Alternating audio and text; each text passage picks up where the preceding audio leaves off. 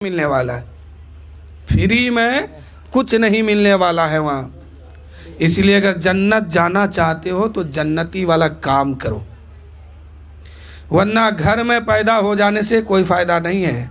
हिसाब देना होगा। फमन यामल मिस्काला ज़र्रतिन खैरन यरा वमन यामल मिस्काला ज़र्रतिन शर्रन यरा। एक एक ज़र्रे का हिसाब देना होगा। आप क्या समझते हैं कि बच जाएंगे? ये ख्याल बिल्कुल गलत है। हर इंसान के कंधे पर दो फरिश्ते हैं। ये 24 घंटा अपने ड्यूटी पर रहते हैं, लगे अपने हाजिरी पर ये लगे रहते हैं। इसको नींद भी नहीं आती है, भूख भी नहीं लगती है, प्यास भी नहीं लगती है कि एक लम्हा के लिए आपको छोड़ के कहीं जाएंगे। 24 घंटा आप सोते हैं, लेकिन वो सोता नहीं है।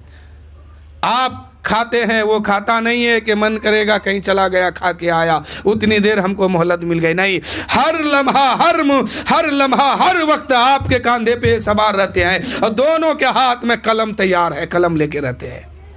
आप जो करते हैं सब लिखा जाता है। यहाँ बैठे हैं, यहाँ बैठ के आप क्या पढ़ते हैं वो भी लिखा जा रहा है, और क्या सुन रहे हैं वो भी लिखा जा रहा है। आप सुभान अल्लाह अगर 10 मरतबा यहाँ कह रहे हैं तो वो भी लिखा जा रहा है, और यहाँ से बाहर निकल के 15 मरतबा किसी को गाली देंगे वो भी लिखा जाएगा। दोनों चीज़ लिखा जा रहा है। एक फरिश्ता नेकी लिखते हैं और एक फरिश्ता गुनाह। और ये आपके सामने अभी तो पता नहीं चलेगा, ये पता कहाँ चलेगा? मैदान हश्र में क़यामत के दिन जब मीज़ान अमल पर आप होंगे, वो तराजू का पल्ला सामने होगा, ये फरिश्ते उस अमाल को लाके सामने रख देंगे और कहेंगे परवरदिगार इसका ये अमाल है, इतना नेकी किया है, इतना बुराई किया है, दोनों सामने रखा जाएगा। अगर इंसान वहाँ कहेगा कि हमने नहीं किया है, तो फिर वो ज़मीन का हिस्सा आपके सामने लाया जाएगा, जिस हिस्से पर खड़े होकर के किसी को गाली दिया है। आज लोग सोचते हैं कि बड़े आसानी से हम जुमा की नमाज पढ़ेंगे और जन्नत हमको मिल जाएगी। ये तो अमल है मेरे दोस्तों, अमल हर हाल में करना होगा, अमल से ही खुदा राजी होता है। और यही फरिश्ता, एक बात और समझ लिए फिर मैं बात आगे बढ़ता हूँ जन्नत वाली। आपके कंधे पर 2 फरिश्ता हमेशा मुकर्रर रहता है, जब से पैदा हुए तब से लेकर के जब तक सांस चलेगी तब तक, और जब सांस रुक जाएगी वहां तक ये दोनों फरिश्ते आपके साथ रहते हैं, हर लम्हा, हर वक्त, हर घड़ी। लेकिन जो ही आपके जिस्म से रूह निकल जाएगी, आप मर जाएंगे, खत्म हो जाएंगे, रूह निकलेगी, सांस रुकेगी, ये दोनों फरिश्ते रब की बारगाह में अर्ज करेंगे, ए परवरदिगार जिसके लिए तूने मुझे भेजा था, जिसके कंधे पे तूने मुझे सवार किया था, जिसका नाम आमाल तू लिखने के लिए मुझे मुकर्रर किया था, ए परवरदिगार आज तो वो इस दुनिया में नहीं है, उनकी जिंदगी खत्म हो गई है, उनकी सांस रुक गई है, धड़कन बंद हो गई है। परवरदिगार अब वो चलने के काबिल नहीं है, गुनाह कर नहीं सकता है, नेकी कर नहीं सकता है, वो अब इस दुनिया में नहीं है, वो मर चुका है। परवरदिगार अब हम क्या करेंगे? अब मुझे क्या हुक्म है? वो फरिश्ता कहेगा मौला हम क्या करें? अल्लाह फरमाएगा ए फरिश्तों बताओ क्या चाहते हो? वो फरिश्ता कहेंगे मौला मुझे आसमान पर आने का हुक्म दे दिया जाए, इसलिए कि जिसके लिए तूने मुकर्रर किया था वो तो मर गया है, जिसके लिए तूने मुकर्रर किया है वो तो अब इस दुनिया में नहीं है, हम क्या लिखेंगे? उनकी गुनाह अब नहीं है, ना वो गुनाह कर सकते हैं ना नेकी कर सकते हैं, हम उसके लिए लिखे तो क्या लिखे? इसलिए परवरदिगार मुझे आसमान पे आने का हुक्म दे दे। अल्लाह फरमाएगा ए फरिश्तों सुनो, मेरा आसमान फरिश्तों से भरा पड़ा है, यहाँ मेरे इबादत करने वालों से भरा पड़ा है, यह आसमान खाली नहीं है। इतने में वो फरिश्ता कहेगा मौला दूसरे आसमान पे जगह दे दे, वहां मैं तेरी इबादत करूंगा, वहां मैं तेरी शुक्रिया अदा करूंगा। मौला फरमाएगा ए फरिश्तों वहां भी इबादत करने वालों में से जगह खाली नहीं है, बिल्कुल भरा हुआ है। इतने में वो फरिश्ता कहेंगे मौला हम क्या करें? जिसके लिए तूने मुझे इंतखाब किया था, मुकर्रर किया था, जिसके लिए तूने मुझे रखा था, जिसके कांधे पे वो तो है ही नहीं, अब हम क्या करें? वो फरिश्ता कहेगा मौला हम क्या करें? अल्लाह फरमाएगा ए फरिश्तों जाओ, जिसके कांधे पे तू सवार था, जिसका नाम आमाल तू लिखता था, कभी नेकी कभी बदी तू लिखता था, हमेशा उस पे नजर कराए रखा था, हमेशा उसके कांधे पे तू सवार था, जाओ उसके कब्र में चले जाओ। अगर वो मुर्दा नेक है, वो इंसान नेक है, तो कयामत तक उसके लिए मगफिरत की दुआ करते रहना, कयामत तक तू उसके लिए मगफिरत की दुआ करते रहना। और अगर वो इंसान बुरा है, गुनहगार है, बदकार है, सियाहकार है, खताकार है, पापी है, तो उसके लिए बद्दुआ कयामत तक करते रहना। कहां दुआ हो रही आपकी? कब्र में भी। दुआ करने वाले कौन है? मासूम है। कौन है? ये दोनों मासूम है। और अल्लाह फरमाता है कि अगर नमाजी है, हाजी है, मुत्तकी है, परहेजगार है, दीन पर चलने वाला है, सिरात वाले रास्ते पे अमल करके चला है, सिरात मुस्तकीम पे चला है, ईमान अगर उसके पास है, तो कयामत तक उसके पैर के जानिब जाके खड़े हो जाओ और कयामत तक तू उसके लिए मगफिरत की दुआ करते रहो। ऐ मेरे दोस्तों, जब एक फरिश्ता, एक मासूम होके एक फरिश्ता हम सब के लिए अगर मगफिरत की दुआ करने लगे, तो यकीनन वो दुआ कबूल होगी, अल्लाह हम सब की खता को माफ फरमा देगा। लेकिन कब? ऐसे जिंदगी गुजार दीजिएगा तब। लोगों निकल आओ अब भी अंधेरा से। आज लोग इस्लाम को समझ नहीं पाते हैं। यहां तक तो खैर मामला सही है, लेकिन जो दौर आने वाला है ना, जो दौर आने वाला है, वो बड़ी मुश्किल घड़ी आने वाली है। आज हम सब अपने घर में नज़र उठाइए, हम सब के घर में बच्चा 20 साल, 25 साल, 30 साल का है, उन लोग को पहला कलमा छुड़ा के दूसरा कलमा तक याद नहीं है। अब ये लोग जब बुढ़ापे में पहुंचेंगे, जवानी पे ये लोग पहुंचेंगे, बताओ उस वक्त क्या हाल होगा। इसलिए खुद बचिए, अपने बाल बच्चों को बचाइए, हो सके तो अगले इंसान को भी जहन्नम की आंख से बचाइए। कहीं ऐसा ना हो फिर कयामत तक आप ही के कब्र में एक फरिश्ता, दो फरिश्ता खड़े हो जाए और आपके लिए बद्दुआ करते रहे कि मौला कितना बड़ा पापी था ये, इसके कंधे पे तूने मुझे सवार कर दिया था। हाँ ये ऐ मौला ये बहुत बड़ा पापी था, अजाब जहन्नम का हकदार है। और वह दुआ कबूल हो जाएगी तब क्या होगा? इसीलिए दुआ लिया कीजिए हमेशा। दुआ ही बहुत बड़ी इबादत है। अगर आप नेक काम करके जाएंगे तो जो फरिश्ता आपके कांधे पर सवार है ना, यही कयामत तक आपके लिए मगफिरत की दुआ करते रहेंगे। एक बात और जानते हैं, हम में से या आप में से या हमारे बुजुर्गों में से कोई इंतकाल किए होंगे और उनका बाल बच्चा जब कब्रिस्तान जाता है तो उसको ये पता नहीं कि सलाम करे कि ना करे, फातिहा पढ़े कि ना पढ़े, और फातिहा में पढ़ें तो क्या पढ़ें। ये दौर आज हम सब के बीच में आ गया है। खुद अपने अपने घर में देखिए, इल्म तो बहुत हासिल कर लिया लेकिन दीन नहीं पाया उन्होंने, शरीयत उसके पास ना आ पाई, शरीयत का इल्म वो हासिल नहीं किया।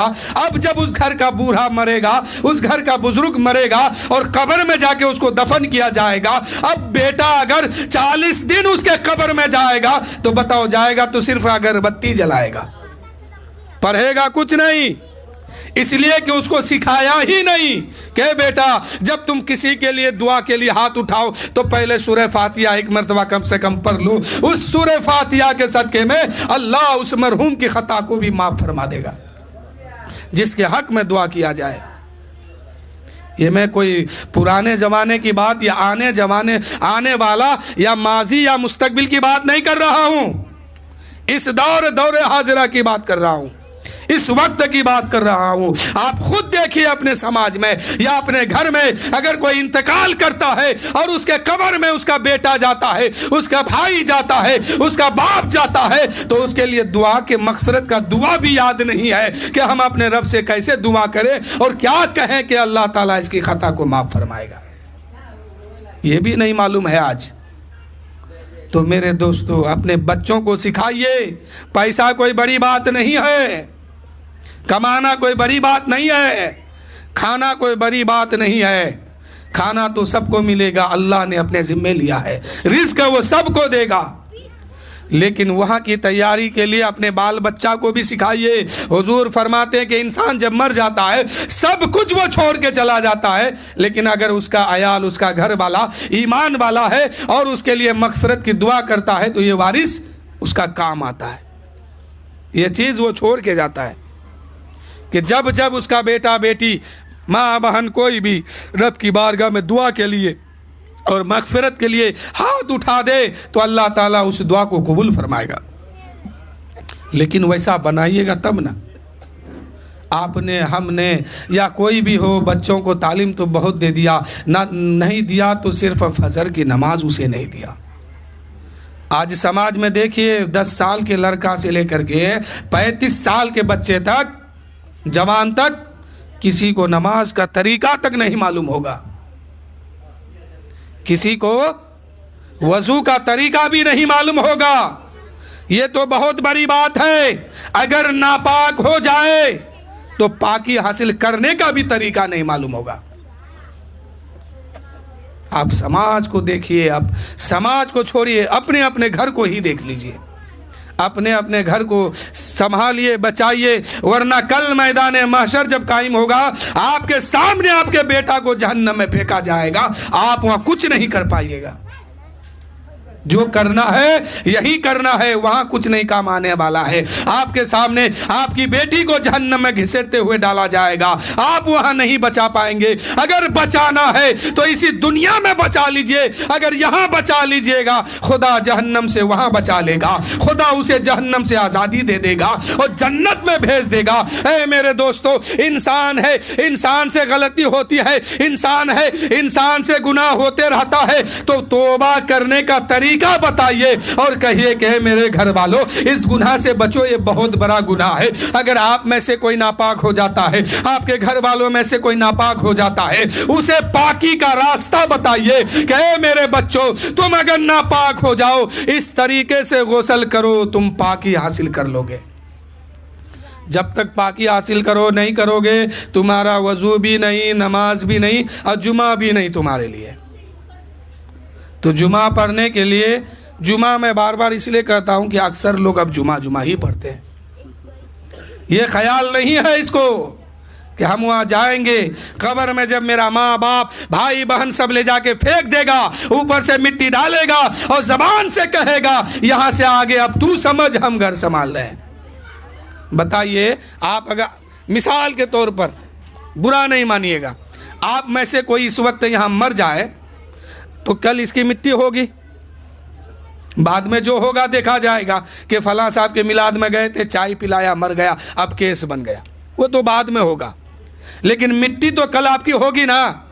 आपका भाई, आपका रिश्तेदार, आपके अहबाब, आपके गांव के लोग, समाज के लोग सब कंधा देंगे, उठाएंगे और कब्र में, कब्रिस्तान ले जाएंगे, कब्र में गड्ढा, कब्रिस्तान में गड्ढा करेंगे, उसमें डालेंगे और जैसा तो इस्लाम कहता है उसी तरीके से आपको दफन कर देंगे। और उसके बाद क्या कहेंगे? सब तो यही कह के चलेंगे, यहां से आगे अब तू समझ, अब तेरा रास्ता अलग, मेरा रास्ता अलग। अब बताओ, वहां अकेले समझना होगा, अब क्या समझेंगे?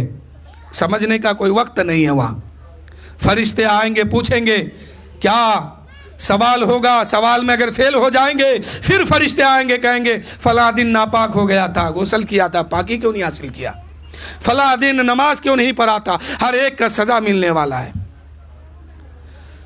हर एक का सजा मिलने वाला है। तो इसलिए पाकी का एक मसला आज बता देता हूं, इसलिए कि फिर कभी मौका मिला तो कुछ और मसला बता दूंगा। एक मसला आप लोग समझ लीजिए, जब भी आप में से या आपके घर वालों में से या अपने अपने घर में जाके इस बात को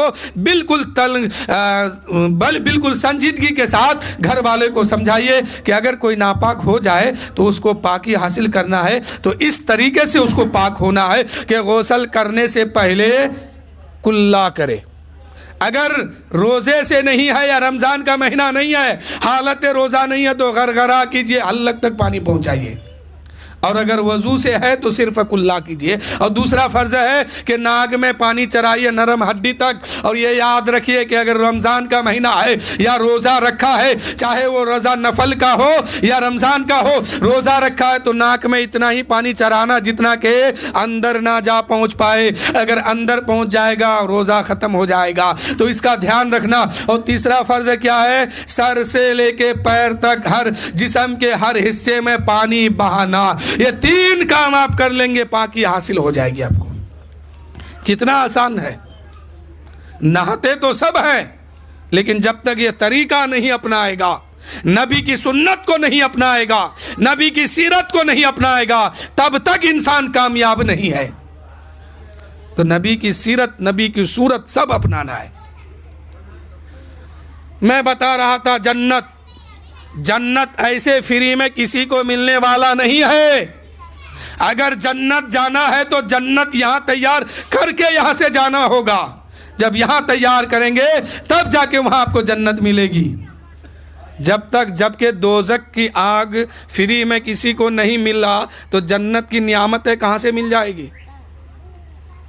और वहाँ ना रिश्तेदार देखा जाएगा, ना खानदान देखा जाएगा, ना ऊंच नीच देखा जाएगा, ना काला और गोरा, कुछ नहीं देखा जाएगा। वहाँ देखा जाएगा तो ईमान और अमल। क्या करके आए, क्या लेके आए हो बंदे, ये पूछा जाएगा। एक बादशाह था, वो बादशाह का कभी कभी जी घबराने लगता था, तो उसने अपने वज़ीरों को बुलाया, नौकर चाकर सबको बुलाया और कहा कि मेरे वज़ीरों, मेरे सिपाहियों, मैं तुम लोगों से आज कुछ कहना चाहता हूँ। तमाम सिपाही, तमाम वज़ीर जो है एक जगह जमा हो गया है। वज़ीरों ने कहा बादशाह सलामत कहिए, क्या कहना है? बादशाह ने कहा कि मैं ये कहना चाहता हूँ कि इस दुनिया में जो सबसे बड़ा बेवकूफ़ है, महा बेवकूफ़ है, उसको बुला के लाओ। वज़ीर हैरान हो गया, परेशानी में आ गया कि ये क्या बात है। बादशाह सलामत के दरवाजे पर बुर्बक आदमी का क्या काम है? बेवकूफ़ों को क्यों बुलाया जाता है? लेकिन बादशाह का हुक्म था, कोई टाल नहीं सकता था। चारों तरफ आदमी फैल गया। अब ढूंढने लगा कि इस दौर में सबसे बड़ा बुर्बक आदमी कौन है, सबसे बड़ा महाबुर्बक आदमी कौन है, महा बेवकूफ़ कौन है। एक आदमी ने एक आदमी का हाथ पकड़ा और बादशाह के सामने ला के खड़ा किया। कहा, ए बादशाह, मैंने तो, ए बादशाह, आपने तो कहा था एक बेवकूफ़ को उठा के लाइए। मैं बेवकूफ नहीं बल्कि महा बेवकूफ को उठा के लाया हूं। बादशाह ने सर उठाया, चेहरा देखा, बड़ा खुश हुआ और बादशाह ने वजीर से कहा ताज लाओ। ताज लाओ कहाँ है? ताज लाया गया। बेवकूफ के सर पे ताज पहनाया गया। बेवकूफ के सर पर ताज पहनाया गया तो बेवकूफ ने सर से पैर तक देखने लगा। कभी ऊपर देखता, कभी नीचे देखता, कभी सर पे हाथ रखता। सोच में पड़ गया, अरे इसका लायक तो मैं नहीं था, ये तो मेरे लिए नहीं है, लेकिन ये मुझे क्यों पहनाया गया? वो जो बेवकूफ था कभी ऊपर कभी नीचे, कभी ऊपर कभी नीचे देखता था। इतने में बादशाह ने कहा ज्यादा खुश होने की जरूरत नहीं है, ये कोई ताज, कोई अजमत वाली ताज नहीं है, ये बेवकूफ वाली ताज है, इसीलिए तुम्हें पहनाया गया। तो कहा कि ओ अच्छा अच्छा, सही आदमी के पास सही चीज पहुंच गई है। जो चीज जहां होनी चाहिए वहां पहुंच गई है जगह पर। आपने सही कहा। अब उस बेवकूफ ने कहा हुजूर बताइए मेरा काम क्या है? कहा कि खाओ पियो रहो ऐश करो घूमो, जब जरूरत पड़ेगा मैं तुम्हें आवाज दूंगा, बुला लूंगा। अब जो है वो बेवकूफ बादशाह के दरवाजे पे रहने लगा। जैसे गधा को कहीं शहंशाही महल दे दिया जाए तो वो घोड़ा समझ बैठता है। अब वो बेवकूफ जो है आसानी के साथ जिंदगी गुजार रहा है, उम्दा उम्दा खाना खा रहा है, उम्दा महल में रहता है, सोफा गद्दा सब उसे मिल गया है, शहंशाह की जिंदगी गुजार रहा है। और जब जब बादशाह को जरूरत पड़ता बादशाह उसे आवाज देता, वजीर उसे बुला के बादशाह के सामने खड़ा कर देता और बादशाह उससे सवाल करता, वो सवाल करता आम तो बेवकूफ जवाब देता इमली। बादशाह खुश होता, हंसता, मुस्कुरा देता, टेंशन खत्म हो जाता। यही मामूल चलता रहा। जब जब बादशाह मुश्किल में पड़ गया, जब जब बादशाह को परेशानी हुई, टेंशन होने लगा, तो उसने वजीर को कहा कि बेवकूफ़ को बुला के लाओ, और बेवकूफ़ को बुला के सामने बैठाता था और वह बादशाह जो है बेवकूफ़ से सवाल करता था। बादशाह सवाल आम का करता था तो वो जवाब इमली देता था, इसलिए कि वो बुर्बक आदमी था, बेवकूफ़ आदमी था। और इधर बादशाह बैठा है, बादशाह का सवाल, बादशाह का जवाब बुर्बक आदमी कहाँ से दे सकता है। इसलिए बादशाह उसके जवाब को सुनकर खुश हो जाता और हंसने लगता, मजाक उड़ाने लगता, टेंशन खत्म हो जाती। ये मामला कुछ दिन चला, एक अरसा चला। चलते चलते चलते चलते अचानक बादशाह की तबीयत खराब हो गई। बादशाह ने डॉक्टर को बुलाया, हकीम को बुलाया, तबीब को बुलाया, बहुत दवा की, लेकिन कोई फायदा नहीं, तबीयत में कोई सुधार नहीं, परेशानी खत्म नहीं हो रही है।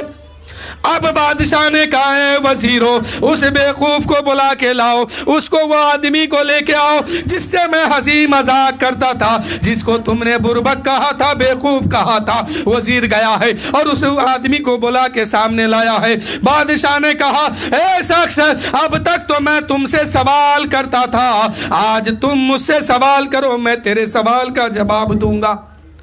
बेवकूफ ने कहा, हुजूर ये अचानक मामला कैसे पलट गया, अचानक ये मामला कैसे पलटा? कहा क्या रे, मैं अब जाने वाला हूं। बादशाह ने कहा, अब मैं जाने वाला हूं, इसलिए तुम तो मुझे बहुत खुश किए हो। मैं सवाल कुछ करता था, तू जवाब कुछ देता था, मैं तेरे सब जवाब से बहुत खुश होता था, मेरा टेंशन खत्म हो जाता था, आसानी की जिंदगी गुजार लेता था। लेकिन अब मैं जाने वाला हूं, इसलिए आज सवाल तू कर ले, जवाब मैं दूंगा। कहा कि अच्छा ये बात है। तो उस बेवकूफ ने कहा, बादशाह सलामत, पहले वादा कीजिए, मैं आपसे 3 सवाल करूंगा। कहा कि ठीक है करो। तो उस बेवकूफ ने कहा कि कहाँ जाने वाले हैं, किधर जाने वाले हैं, हम लोग कब तक आपकी इंतजार करें, कहाँ जाने वाले हैं? उसने, बादशाह ने कहा कि बेवकूफ का बेवकूफ ही रह गया। उसने कहा कि कहाँ जाने वाले हैं? बादशाह ने कहा कि मैं अपने मालिक हकीकी के पास जाने वाला हूँ। उसने कहा कि आप अच्छा, आपका भी कोई मालिक है, आपका भी कोई मालिक है। अब तक तो तू ये कहता था, अरे समझता नहीं है, देखता नहीं है, सामने मालिक है और तू बैठा है, सामने मालिक है, अदब से खड़े रहो। अब तक तो तेवर ये बता रही थी कि तुम मालिक हो, मैं गुलाम हूँ, तुम मालिक हो, ये सब तुम्हारे ये खातिम है, ये तेवर बता रही थी कि तुम मालिक हो। लेकिन आज पता चला है कि तुम्हारा भी कोई मालिक है, तुम्हारा भी कोई खालिक है। अच्छा बादशाह ये बताओ, जब जाने वाले हो तो जाओ, रोकूंगा नहीं, मगर ये तो बताओ कि हम लोग आपका इंतजार कब तक करें? हम लोग यहाँ कब तक खड़े रहे आपके इंतजार में? आपके इंतजार हम लोग कब तक करें? कब, कितने दिन के बाद आप वापस लौटेंगे? बादशाह ने कहा कि बेवकूफ का बेवकूफ रह ही गया तुम। अरे वहां जाना चाहता हूं मैं वहां जाने वाला हूं जहां से कोई वापस लौटा ही नहीं। झट से उस बेवकूफ ने तीसरा सवाल किया। कहा कि हुजूर, जहां जाने वाले हैं आप, वहां से लौटने वाले नहीं है, तो ये बताइए कि मेरा तीसरा सवाल ये है कि वहां के लिए कुछ आपने तैयारी की है कि नहीं? यहां तो चंद दिन की जिंदगी है, इतना नौकर चाकर आपने बनाया, इतना महल उम्दा बनाया, इतनी लाइटें लगाई आपने, इतना बादशाहियत और शानशाहियत को जाहिर कर दिया है कि लोग तुम्हारे गुलाम बन गए हैं, लोगों को अपना गुलाम बना लिया है। उन लोगों को जो खुदा का मखलूक है, खुदा के मखलूकों को आपने नौकर और चाकर बना लिया है, खुदा के बंदे को आपने गुलाम बना के रखा है। लेकिन यह बताओ कि अब तो तुम जाने वाले हो, वापस नहीं आने वाले हो, तो बताओ वहां की कुछ तैयारी किया है कि नहीं? बादशाह रोने लगा।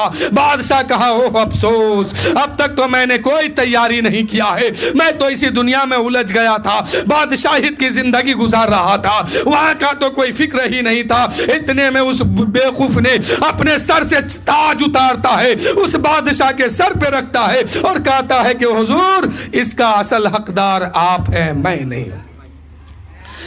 हुजूर, इसका असल हकदार आप हैं, आप मैं नहीं। इसलिए कि मैं तो अल्लाह का शुक्र है कि मैंने तो कुछ तैयारी करके रखा है और आप तो तैयारी नहीं किए हैं, जबकि आप जानते थे कि जाना होगा। ये चंद दिन की जिंदगी है, यहाँ रहने के लिए आपने इतना नौकर तैयार किया है, इतना चाकर तैयार किया है, इतना शहनशाहियत वाली जिंदगी गुजारा है, महल उम्दा से उम्दा बनाया है, लेकिन सबसे बड़ा महाबेवकूफ तो आप निकले हैं। इसलिए कि जहां जाना है वहां की कोई तैयारी नहीं किया है, इसलिए बेवकूफ की ताज अब आप पहनिए। इसका असल हकदार आप है, मैं नहीं। मैं तो अल्लाह का शुक्र है कि वहाँ के लिए कुछ ना कुछ तो तैयारी किया हूँ, लेकिन आप क्या कीजिएगा, अब तो वक्त भी नहीं मिलेगा। तो पता चल गया कि जो अक्लमंद समझता था अपने आप को वो महा बेवकूफ़ निकला, और जो बेवकूफ़ समझता था, जिसको लोग बेवकूफ़ समझते थे, वही अक्लमंद और होशियार निकला। आज भी हमारे समाज में ये बातें पाई जाती है कि लोग दूसरे को हकीर की नज़र से, हकारत की नज़र से देखता है कि फ़ला आदमी ऐसा है, हम तो ऐसा है, फ़ला आदमी ऐसा है, अरे वो गरीब है, हम अमीर है। ये सब बात आज भी पाई जाती है। लेकिन मेरे दोस्तों, क्या पता जिसको आप बुर्बक समझते हैं, बेवकूफ़ समझते हैं, हकीर की नज़र से देखते हैं, हो सकता है कि अल्लाह की बारगाह में उसका मर्तबा आपसे ज़्यादा हो। तो हर शख्स को ये बताने का जो मकसद असल है कि हर शख्स को अपनी तैयारी करना चाहिए। दूसरे को छोड़िए, अपने घर वाले को देखिए, अपने बेटी, बेटा, माँ, बहन, बीबी, रिश्तेदार, इन लोगों को बचाइए जहन्नम की आग से, वरना कल मैदान महशर कायम होगा। जर्रे जर्रे का जब हिसाब लिया जाएगा तो आपके सामने आपके बेटे का हाथ पकड़ के जहन्नम में डाला जाएगा, आपकी बेटी को घिसेड़ते हुए जहन्नम में डाला जाएगा। उस वक्त आप देखते रह जाएंगे, कुछ नहीं कर पाएंगे। अगर कुछ करना है तो यही करके जाओ, यहां कर दोगे, उसके अंदर दीन की बात पैदा कर दोगे, दीन मुस्तफा उसके अंदर दे दोगे, उसको सिखा दोगे नबी की सुन्नत पे चलना, नबी की सीरत को देख, नबी की सीरत पर अमल करना, तो यकीनन आप भी पास हो जाएंगे, आपके आल औलाद भी पास होके जन्नत में पहुंच जाएंगे। कल मैदान महशर में 3 शख्स को बड़ी हैरत होगी, बहुत वो परेशान होंगे। वो 3 शख्स जानते कौन है? वो अमीर शख्स, वो बादशाह, जिनका जूता साफ करने वाला, जिनकी जूती में पॉलिश लगाने वाला, कल जन्नत में उसके सामने से गुजरते हुए जाएंगे और ये खड़ा होकर के मुंह देखेगा कि हाय अफसोस, मेरा जूता साफ करने वाला जन्नत में जा रहा है और मैं अभी तक हिसाब में पड़ा हुआ हूं। कल एक बादशाह को इस बात पर बड़ी हसरत होगी और बड़ी फिक्र होगी कि हमने क्या किया। अरे हम कहाँ, हम बादशाह, ये मेरा जूता साफ करने वाला है, लेकिन आज क्या हो गया कि ये जन्नत में जा रहा है और हम फंसे हुए हैं। दूसरा जानते हैं कौन? दूसरा आदमी को हैरत जो होगा वो कौन है जानते हैं? दूसरा आदमी जो मैदान माशर में फंस जाएगा और उसके चाहने वाले जन्नत में जाएंगे, वो देखते रह जाएंगे। वो कौन है? अमीर शख्स, वो पैसा वाला जो अपनी जिंदगी में खूब कमाया, खूब पैसा उड़ाया, यूं करके पैसा तो उड़ा दिया, लेकिन दीन पर कुछ खर्च नहीं किया और इस दुनिया से वो चला गया, मर गया, इस दुनिया से गया। अब उसी की कमाई से उसी की औलाद दीन पर खर्च करके वहां जन्नत हासिल कर रही है और उसके सामने से जन्नत के तरफ वो औलाद बढ़ेगी और ये हाथ बांध के देखते रहेगा और अफसोस जाहिर करेगा कि वो अफसोस कमाया मैंने, दौलत को इकट्ठा मैंने किया, लेकिन मेरी ही दौलत को खर्च करके और दीन पर खर्च इन लोगों ने किया, तो मेरी ही दौलत की वजह से इन लोग जन्नत में जा रहे हैं और हम देखते रह जा रहे हैं। आज मस्जिद की चंदा किया जाता है ना, मदरसे की चंदा होती है, कोई गरीब बच्चे की शादी, हाँ एक बात याद आ गई, शादी की बात। आपके मोहल्ले में एक बच्ची है जिसका ना बाप है ना माँ है, नाम मेरे जहन में अभी नहीं आ रही है, हाकिम। उनकी लड़की की शादी कल होने वाली है और आप लोगों ने और जो इंतज़ाम करने वाले लोग हैं उन लोगों ने मिलकर कुछ चंदा इकट्ठा किए हैं। हम सब मिल कर के उस बच्चे की शादी में काम कर रहे हैं। आप लोग भी इसमें साथ दीजिए। कल जुमा की नमाज के बाद उस बच्ची की निकाह होने वाला है। आप लोग अगर कुछ मदद करना चाहते हैं तो इसका रकम हो या कपड़ा हो, जो भी हो, जिस तरह से हो, कोई सामान दे करके मदद कीजिए, कोई कपड़ा दे करके मदद कीजिए, कोई खाने की चीज वहां पहुंचा के मदद कीजिए और कुछ पैसा दे करके मदद कीजिए। अगर वहां नहीं जा पाते हैं तो मस्जिद में ये फंड जमा होता है, मेरे पास ये फंड अभी मौजूद है। आप लोगों को अगर जो देना है वहां जाके जमा कीजिएगा। कल जुमा की नमाज के बाद उस बच्चे का निकाह होने वाला है। उससे पहले जो आप देना चाहते हैं दे दीजिए और जो बाद में देना चाहते हैं बाद में दे। ये ज़रूरी नहीं है कि आप पैसा दें, पैसे का इंतज़ाम अल्हम्दुलिल्लाह हो चुका है। आप उसको कपड़ा दीजिए, आप उसको बर्तन दीजिए, आप उसको सामान दीजिए। क्योंकि उस बच्ची की जिम्मेदारी अब आपके सर पे है, हमारे सर पे है। इसलिए कि आप उस बच्ची की माँ इस दुनिया में नहीं है, बाप इस दुनिया में नहीं है, कोई सहारा नहीं है। उस बच्ची की मदद करना आप पे जरूरी है, हम पे जरूरी है। तो मैं बता रहा था एक अमीर शख्स दुनिया में आया, कमाया, पैसा जमा किया, खर्च भी किया, लेकिन दीन की राह में खर्च ना किया। और वो जब मरा उसके आल औलाद दीन पर खर्च करके कल मैदान माशर में जन्नत की तरफ जाएंगे। और ये अमीर शख्स हाथ बांध करके अफसोस जाहिर करेगा। पहला शख्स कौन था? बादशाह, जिसका जूता साफ करने वाला नौकर चाकर जन्नत में जा रहा है और ये बादशाहों के मुंह देख रहा है कि हमारा क्या होने वाला है। और दूसरा वो कि अमीर शख्स है, उसके बाल बच्चे, बेटा बेटी, खानदान के लोग जन्नत में जाएंगे और जा रहे होंगे और ये मुंह देखता रह जाएगा, हाथ बांध के खड़ा रह जाएगा और अफसोस जाहिर करेगा कि बाल मेरी है, खर्च इसने किया, जन्नत हासिल इसने किया, मैं कुछ नहीं कर पाया। इसलिए मेरे दोस्तों, जितना खर्च करना है दीन के राह पर वो खुद अपने हाथ से कीजिए। इसलिए कि मरने के बाद इसका वारिस जो होगा उसके हक में ये माल चला जाएगा। तो मेरे दोस्तों, वहां की तैयारी कीजिए, जन्नत हासिल कीजिए। और तीसरा क्या है? तीसरा जानते हैं? वो खतीब जो 5,000, 10,000, 20,000 लेकर के खिताबत करते हैं, लोगों को दीन की बात बताते हैं, लोगों को सुन्नत रसूल की बात बताते हैं कि लोगों इस तरीके से चलोगे सुन्नत अदा होगी, इस तरीके से चलोगे फर्ज अदा होगा, इस तरीके से चलोगे ये तुम्हारे ऊपर फर्ज है, ये तुम्हारे ऊपर सुन्नत है, ये तुम्हारे लिए मुस्तहब है, ये तुम्हारे लिए वाजिब है, ऐसे ऐसे चलो तुम निजात पा जाओगे। लेकिन उसकी तकरीर को सुन सुन के लोग जन्नत में जाएंगे और वो तकरीर करते करते अमल नहीं कर पाया तो वो जहन्नम में जाएंगे। अगर हम बोल रहे हैं अमल नहीं कर रहे हैं तो कल हम भी जहन्नम में जाएंगे। आप बोल रहे हैं, सुन रहे हैं, अमल नहीं कर रहे हैं तो कल आप भी जहन्नम में जाइएगा। वो इल्म जो आप तक पहुंचाया गया या हम तक पहुंचाया गया, चाहे वो किताब के जरिए से हो या निगाह के जरिए से हो या जबान के जरिए से हो, किसी तरीके से जो इल्म जिसके पास पहुंच गया, अगर उस पर वो अमल नहीं करेगा, कल मैदान माशर में सख्त पकड़ होगी उसकी।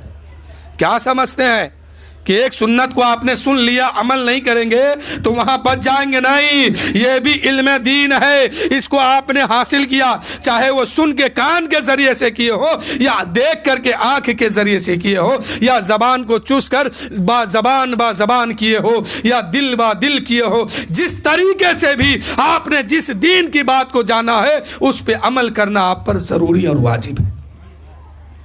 आज हम तकरीर कर रहे हैं, आप सुन रहे हैं कि ऐसे ऐसे करना है, कल नहीं करेंगे, कल मैदान महशर में आप भी फंस जाएंगे, हम नहीं करेंगे हम भी फंस जाएंगे। जितने खिताबत करने वाले हजरात हैं, जितने मौलाना है, आलिम दीन है, इन तमाम से जो बातें जाहिर होती है, जो किताब वो पढ़ के इल्म हासिल किया है या निगाहों से देख करके इल्म हासिल किया है या कान से सुन करके इल्म हासिल किया, उस पर अमल नहीं किया तो ये कल मैदान महशर में देखते रह जाएगा।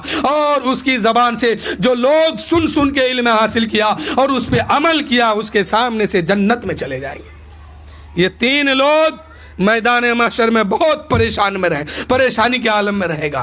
पहला कौन? बादशाह। दूसरा कौन? अमीर। तीसरा वो खिताबत करने वाला आलिम, वो खिताबत करने वाला शख्स, वो हमारे जमात के उलमा, पीर, हमारे जमात के औलिया, हमारे जमात के मुफ्ती, यानी जो बताते हैं उस पर भी फर्ज है कि अमल करें।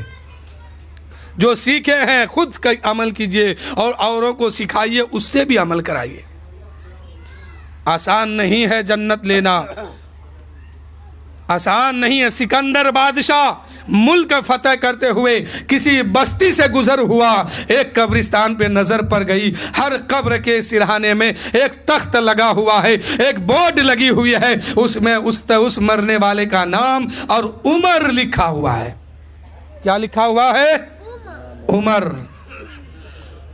एक बुजुर्ग थे, कहीं रास्ते के किनारे पर बैठे हुए थे। एक नौजवान का उधर से गुजर हुआ तो उस बुजुर्ग ने उस नौजवान ने पूछ दिया, ए बाबा बता आपकी उम्र कितनी है? उसने कहा 15 साल। उसने कहा 15 साल। उस नौजवान ने कहा कि अब भी झूठ बोलता है, जवानी का शौक है। ए बाबा मुझे तो नहीं लगता। तो उसने कहा कि फिर तुम्हें क्या अंदाजा है? तो उस नौजवान ने कहा तजुर्बा कहता है कि आपकी उम्र 80 साल की है। उस बुजुर्ग ने कहा वाह बेटा, तजुर्बा तो तेरा पक्का है, तूने जो बताया वो सही है। मेरी उम्र तो 80 साल की है, लेकिन ये 15 साल मैंने इसलिए बताया कि मेरी हकीकी उम्र 15 साल की है। आप लोग की उम्र कितनी है जानते हैं? अगर आप लोगों में से किसी की उम्र पूछ लिया जाए तो जिसकी उम्र 55 है तो वो 45 बताएंगे। जिसकी उम्र, जिस बच्चे की उम्र, जिस नौजवान की उम्र अगर 15 है तो 7 बताएंगे, घटाने की कोशिश करेंगे। लेकिन याद रखिए हर शख्स की गिनती उल्टा चल रहा है, हर शख्स की गिनती उल्टा चल रहा है। आपकी एक सीधा भी है, आपकी एक सीधा भी है, बाकी जो लोग नहीं आए उन लोग की उल्टा दोनों है। उल्टा क्या है कि हर शख्स ज़िंदगी से कम होते जा रहे हैं। 1 घंटा गुजरा तो उसकी ज़िंदगी 1 घंटा कम हो गया। और आपकी दोनों में से एक सही कैसे है कि 1 घंटा तो कम हुआ, लेकिन वो 1 घंटा मोहब्बत रसूल में आपने गुजारा है, नबी की मोहब्बत को लेके उस घंटे को गुजारा है, तो ये इबादत में शुमार किया जाएगा। तो उधर वाली उल्टा है तो इधर वाली सीधा है। नारे तकबीर, नारे तकबीर, अल्लाह अकबर, नारे रिसालत, नारे रिसालत, या रसूल अल्लाह, उसका दामन नहीं छोड़ेंगे। नारे तकबीर, अल्लाह अकबर। हर शख्स की गिनती उल्टा चल रहा है। उस अल्लाह वाले ने कहा वाह बेटा, तुमने तो तजुर्बा बड़ा अच्छा लगाया है, सोच तेरी अच्छी है। तुमने जो 80 साल की बताई है, मेरी उम्र तो 80 साल की है, लेकिन हकीकत मेरी उम्र जो है 15 साल की है। उस नौजवान ने कहा ये क्या बात करते हैं, मुझे समझ में नहीं आया। जब 80 साल की उम्र है तो फिर हकीकी उम्र क्या होता है? हकीकी उम्र क्या है? उस अल्लाह वाले ने कहा ए बेटा, जब से मैंने पैदा हुआ अब तक मेरी उम्र 80 साल गुजर गई है, लेकिन मैं अल्लाह की बारगाह में सच्चे दिल से तौबा करके जो आया हूं वो उम्र मेरी 15 साल की गुजरी है। जो दीन की मोहब्बत में अपनी ज़िंदगी गुजारा हूँ, अल्लाह और उसके रसूल की मोहब्बत में अपनी ज़िंदगी गुजारा हूँ, वो 15 साल की उम्र 15 साल गुजारा हूँ। इसलिए मैंने बताया कि मेरी उम्र 15 साल की है। हर शख्स की उम्र घट रही है। अगर इनमें से किसी को देखा जाए तो 2.5 साल 3 साल से ज़्यादा कोई किसी की उम्र नहीं है। जितने दिन जब तक आप अल्लाह उसके रसूल की बारगाह में अपने दिल को अपने दिल से अल्लाह उसके रसूल की मोहब्बत को मान नहीं लेते हैं और अल्लाह के दहलीज पर, अल्लाह की चौखट पर अपने सर को सजदे में नहीं झुका देते हैं और शरीयत मुस्तफ़ा पर अमल नहीं करते हैं, सुन्नत मुस्तफ़ा पर अमल नहीं करते हैं, तब तक आपकी हकीकी जिंदगी शुरू नहीं हुई है। और जिस दिन आप तौबा करके रब की चौखट पे आ जाएंगे और अल्लाह के रसूल की मोहब्बत को सीने में बसाकर ये सर रब की बारगाह में झुका देंगे, वही दिन आपकी असल हकीकी जिंदगी शुरू होने वाली है। मुझे नहीं लगता है कि 3 साल से ज्यादा यहां किसी की उम्र हो, यहां 3 साल से ज्यादा मुझे नहीं लगता है कि किसी की उम्र होगी। सिकंदर बादशाह मुल्क फतेह करते हुए, मुल्क फतेह करके किसी गांव से गुजर हुआ तो क्या देखते हैं कि गांव के बीचों बीच एक कब्रिस्तान है और उस कब्रिस्तान में कुछ कब्रें भी मौजूद है।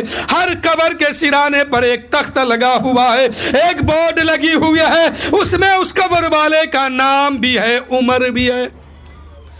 सिकंदर बादशाह नाम पढ़ा, उम्र पढ़ा तो ताज्जुब में आ गया और कहा अपने साथियों से, लगता है कि इस गांव वाले का स्पेशल बच्चों के कब्रिस्तान ये है, लगता है कि ये स्पेशल कब्रिस्तान ये खास बच्चों के लिए किया गया होगा।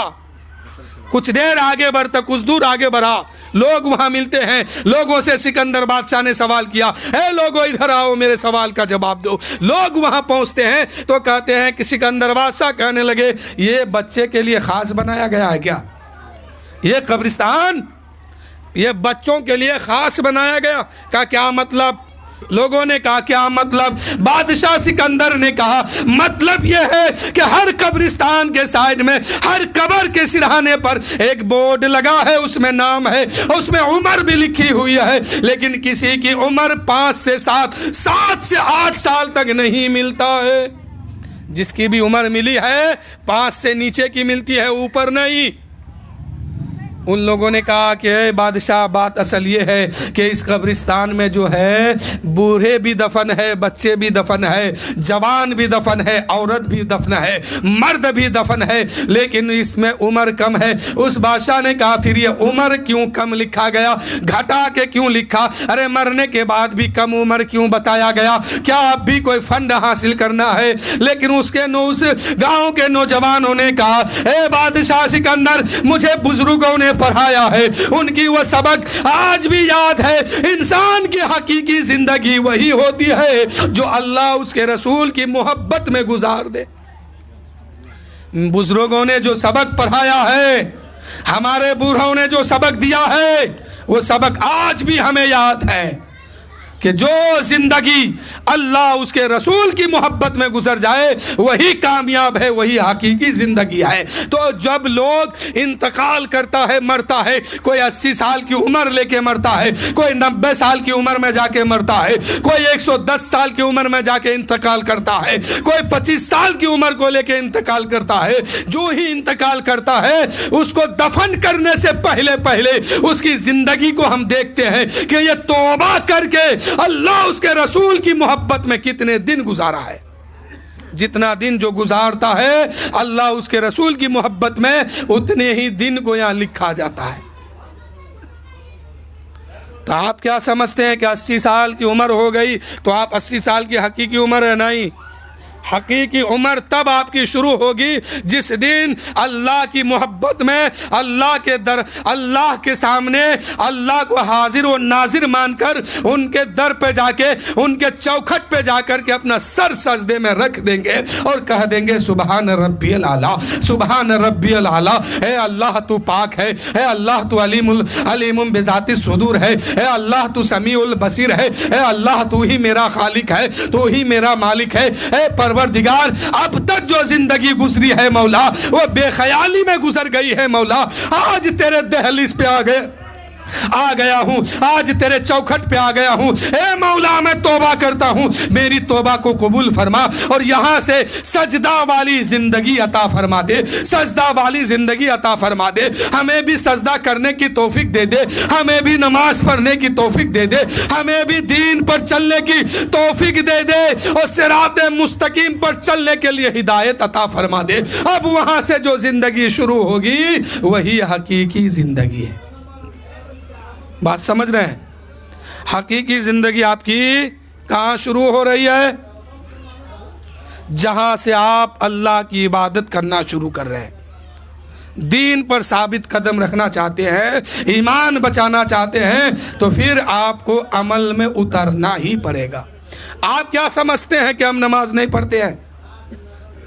यही ना सोचते हैं कि हम नमाज नहीं पढ़ते, काम में उलझ जाते हैं, काम काज से फुर्सत नहीं मिलता तो नमाज कहाँ से पढ़े? यही ना ख्याल है? आप अपने किस्मत पे रोइए कि आपसे कौन ऐसी खता हो गई है कि अल्लाह ताला ने सजदों की तौफीक आपसे छीन लिया है, सजदों की तौफीक छीन लिया है। सजदा वही करता है रब को जो अल्लाह, जिस पर अल्लाह की अता हो, अल्लाह जिसको हिदायत दे, अल्लाह जिसको तौफीक देता है, वही रब की बारगाह में जाके सजदा करता है। अगर ख्याल इस तरह की है कि हम काम काज में उलझ जाते हैं, टाइम नहीं मिलता है, तो नमाज कहाँ से पढ़े? ये ख्याल गलत है। इस ख्याल को निकालिए और अपने आप पर मातम कीजिए, रोइए, गिड़गिड़ाइए कि आपसे कौन ऐसी गलती हुई है, या आपके खानदान वालों से कौन ऐसी गलती हो गई है, या आपके बाप माँ से कौन ऐसी खता हो गई है कि आज आपको सजदा करने की तौफीक नहीं है, आप सजदा नहीं कर पाते हैं, आपसे सजदों की तौफीक छीन लिया गया है। उस रब की बारगाह में रोइए, उस रब की बारगाह में गिड़गिड़ाइए, उस रब की बारगाह में तौबा कीजिए और कहिए, परवरदिगार जो जिंदगी गुजर गई, मौला पिछली जिंदगी की खता माफ फरमा, यहां से मुझे सजदा की तौफीक दे दे, हमारे घर वाले को तौफीक दे दे, हमारे खानदान को पक्का सच्चा सजदा करने वाला बना दे। ये मत समझिए कि हम नमाज नहीं पढ़ते हैं, आप नहीं पढ़ते हैं तो हम बच जाएंगे, नहीं बच सकते हैं। और सजदा वही करेगा जिसको तौफीक मिलेगी, रब की तरफ से हिदायत मिलेगी। और अल्लाह का बहुत बड़ा करम है, बहुत बड़ा एहसान है कि मुसलमान को हिदायत अता फरमाया। सबको पैदा करने वाला खालिक वही है, अजाब देने वाला, सबाब देने वाला वही है, लेकिन अल्लाह पर कुछ वाजिब नहीं है कि आपको सबाब दे, उसको अजाब दे। अल्लाह पर ये वाजिब नहीं है, लेकिन अगर अल्लाह आपको सबाब देता है तो ये उसकी फजल है, और अगर आपको अजाब देता है तो ये उसकी अदल है, इंसाफ है। लेकिन अल्लाह पर ये वाजिब नहीं है कि आपको सजा दे, आपको सबाब दे, आपको सबाब दे, उसको गुनाह दे, ऐसी कोई बात नहीं है। बल्कि अल्लाह अगर किसी को सबाब देता है तो ये अल्लाह की फजल है, और अल्लाह किसी को अजाब देता है तो ये अल्लाह की अदल है, इंसाफ है। आप नहीं कर पाते हैं, आप नमाज नहीं पढ़ पाते हैं, या आप नमाज पढ़ते हैं, आपके घर में बेटा है, बेटी है, आपके घर में बीबी है, माँ है, बहन है, ये लोग नमाज नहीं पढ़ते हैं, सिर्फ आप पढ़ते हैं, तो आप इससे बच नहीं जाइएगा।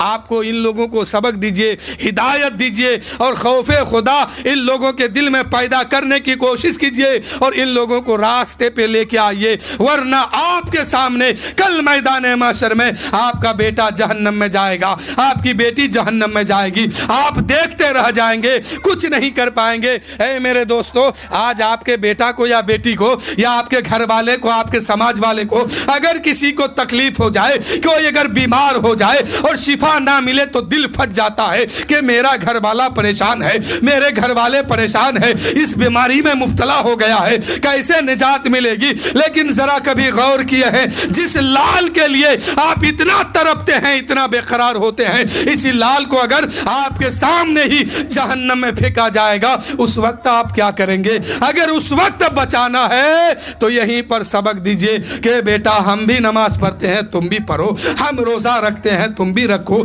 हम झूठ नहीं बोलते, तुम भी मत बोलो, हम गीबत नहीं करते, तुम भी किसी की गीबत मत करो, हम चुगली नहीं करते हैं, तुम भी किसी की चुगली मत करो। मेरे दोस्तों, अभी मैंने बताया ना कि फ्री में कुछ नहीं मिलने वाला है, ना तो जन्नत फ्री में मिल सकती है, ना जहन्नम मिल सकती है। अभी हजरत मीकायू का वाकया मैंने बयान किया कि एक कतरा आग उसको फ्री में नहीं दिया गया और उनसे कहा गया कि जो लेके आता है उसी को दिया जाता है, जो जितनी आग दुनिया से लेके आता है वो उसको उतनी ही आग में जलाया जाता है। तो मेरे दोस्तों, आप यहां से लेके नहीं जाएंगे तो वहां आपको फ्री में मिलने वाला नहीं है। आज जहन्नम की आग लोग यहीं पे तैयार कर करके रह रहे हैं। लोग जहन्नम की आग अपने आप खुद ही तैयार कर रहे हैं। अगर एक इंसान से कहा जाए कि उधर घर जल रहा है, आग जल रही है, उधर मत जाओ, जल जाओगे, खत्म हो जाओगे, अगर वो फिर भी कहे कि नहीं मुझे जाना है, जलना है, तो जल किसका क्या लेगा? जाएगा, घुसेगा घर के अंदर, खुद जल के खाक हो जाएगा, किसी का कुछ नहीं बिगाड़ेगा। ठीक है, ऐसे ही आज अगर आप रास्ते पे नहीं आए, आज अगर आप सिराते मुस्तकीम पर नहीं चले, नमाज रोजा अगर नहीं किए, नहीं पढ़े, तो कल खुद अपने आप जहन्नम में जलिएगा, किसी का कोई कुछ नहीं लेगा। बचना है तो तैयारी यहाँ कीजिए और बचिए उस दौर से, उस वक्त से जहाँ जमीन तांबे की होगी और सवाए नेज़े पर सूरज होगा, आसमान के ऊपर आसमान सर पे होगा, सूरज सवाए नेज़े पर होगा, जमीन तांबे की होगी, दिमाग खौलेगा, कढ़ाई का तेल जैसे जोश मारता है ऐसे ही दिमाग खौलने लगेगा। उस वक्त नफ्सी नफ्सी के आलम में होंगे। ऐसे आलम में आपके हाथ में हथकड़ी डाल दिया जाएगा, पैर में बेरियां डाल दिए जाएंगे, मुंह पे पट्टी बांध दिया जाएगा। उसके बाद फरमाएगा आओ हिसाब दो, फला बिन फला आओ हिसाब दो। उस वक्त क्या हिसाब दोगे? अगर अपने हिसाब में पार हो जाओगे तो तुम्हारे सामने तेरे बेटे का हिसाब आएगा। उस वक्त रब पूछेगा कि तुम नमाज पढ़ता था, बेटा को क्यों नहीं ले गया था, बेटी को क्यों नहीं हिदायत दिया था, बीबी को क्यों नहीं सबक दिया था, माँ को क्यों नहीं बताया था, तो उस वक्त क्या हाल होगा। इसलिए मेरे दोस्तों, वहां की तैयारी कीजिए, खुद कीजिए, अपने घर वालों